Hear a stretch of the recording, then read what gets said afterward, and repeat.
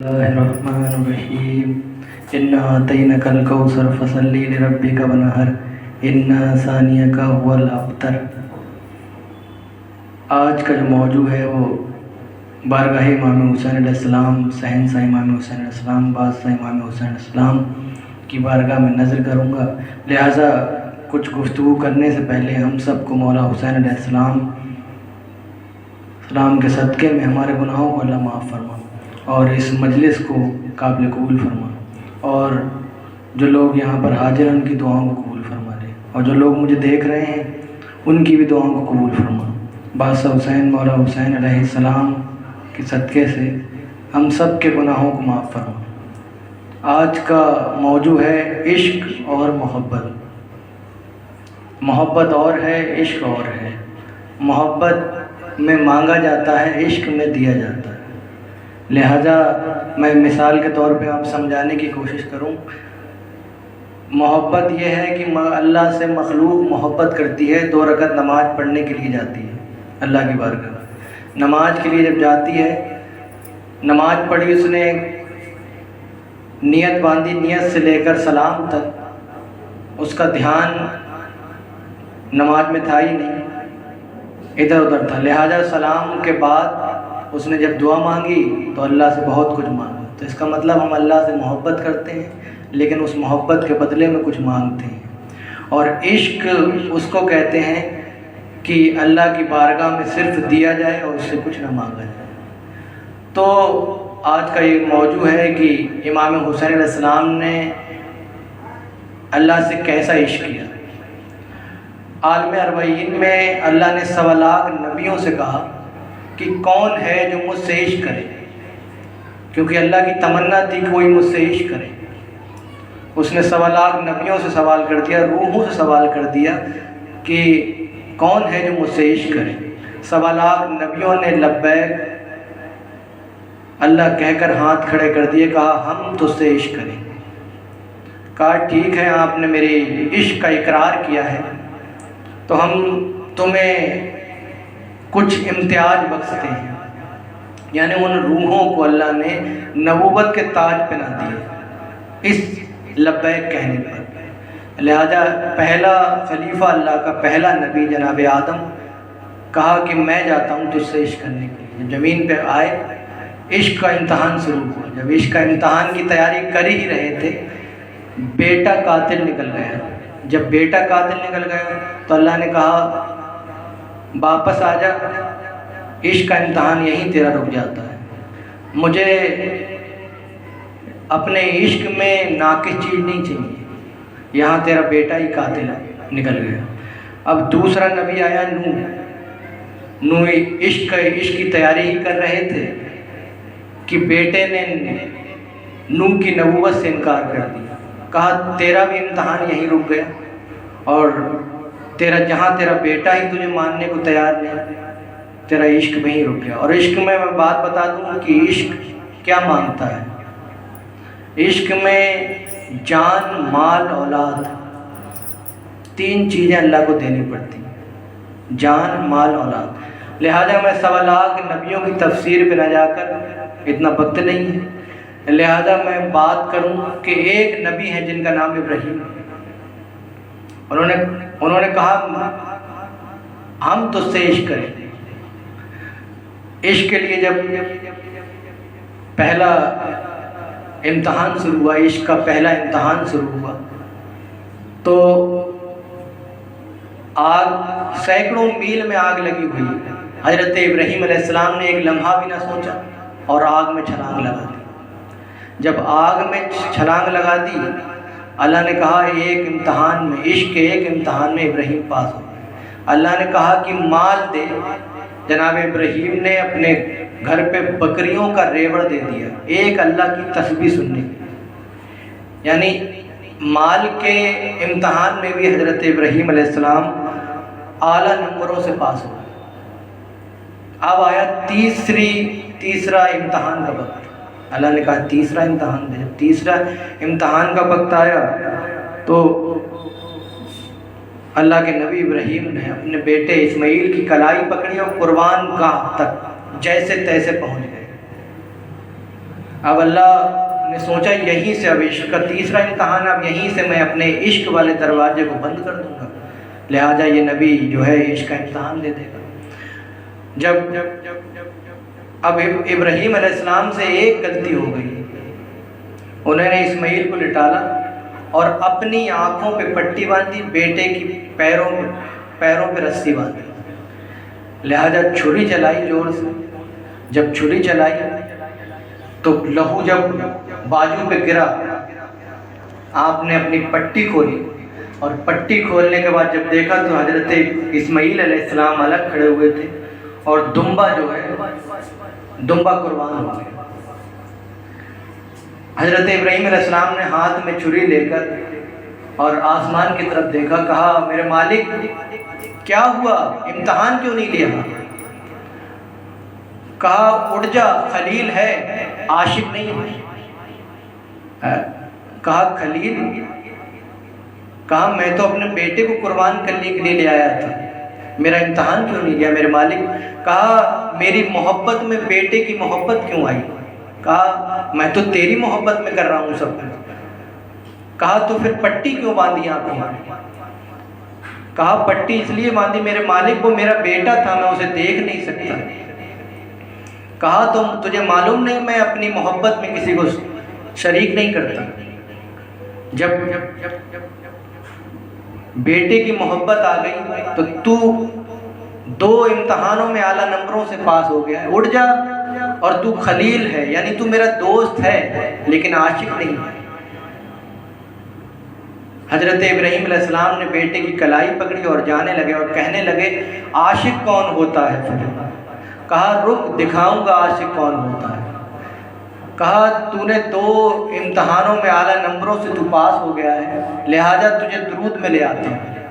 آج بھی نماز کے اندر حضرت ابراہیم علیہ السلام پر درود ہے۔ یہی وجہ ہے کہ دو امتحانوں میں حضرت ابراہیم علیہ السلام اعلیٰ نمبروں سے پاس ہوئے، اس لیے اللہ نے انہیں درود میں لیا۔ اور درود میں اگر ابراہیم کی بات کی جائے تب بھی آل محمد کی بات ہو رہی ہے، اور آل محمد کی بات کی جائے تب بھی ابراہیم کی بات ہو رہی ہے، کیونکہ حضرت ابراہیم علیہ السلام نے کہا کہ میرے مالک تو نے مجھے اپنا دوست سمجھا ہے تو اتنی میری بات ماننا کہ میرے جو عاشق تیرا ہے وہ میری نسل میں رکھنا، جو عاشق ہے وہ میری نسل میں رکھنا۔ کہا ہاں میں مانتا ہوں تیری نسل میں رکھتا ہوں، لہٰذا آج حضور جو ہیں امام حسین جو ہیں وہ حضرت ابراہیم علیہ السلام کی نسل میں۔ تو اب ہمارے نبی خاتم النبی محمد مصطفیٰ صلی اللہ علیہ وسلم تشریف لے آئے، اللہ نے اولاد دی، سب سے بڑا بیٹا دیا، بیٹے کا نام قاسم رکھا، قاسم دیا اور قاسم کو پھر واپس دے دیا۔ ہمارے نبی کی آنکھوں میں آنسو آ گئے، نبی کی آنکھوں میں آنسو آنے تھے کہ اللہ نے فرمایا کہ میں نے یعقوب کو 40 برس تک رلایا، میں نے ایوب کو رلایا، لیکن تو میرا محبوب ہے، میں تیری آنکھوں میں آنسو نہیں دے سکتا۔ اولاد کے لیے روتا ہے، اِنَّا أَعْطَيْنَاكَ الْكَوْثَرَ، اِنَّا أَعْطَيْنَاكَ الْكَوْثَرَ، ہم تمہیں کوثر عطا کرتے ہیں، ہم تمہیں ملکۃ العرب دیتے ہیں۔ اتنا کہنا تھا کہ اِنَّا أَعْطَيْنَاكَ الْكَوْثَرَ سے مراد سیدہ فاطمہ الزہرا ہے۔ اب میرے جو بادشاہ امام حسین علیہ السلام کربلا میں جو تشریف لائے ہیں تو وہ کوئی اکیلے نہیں آئے ہیں، 1.25 لاکھ نبیوں کی نبوت بچانے کے لیے میرا بادشاہ کربلا آ گیا۔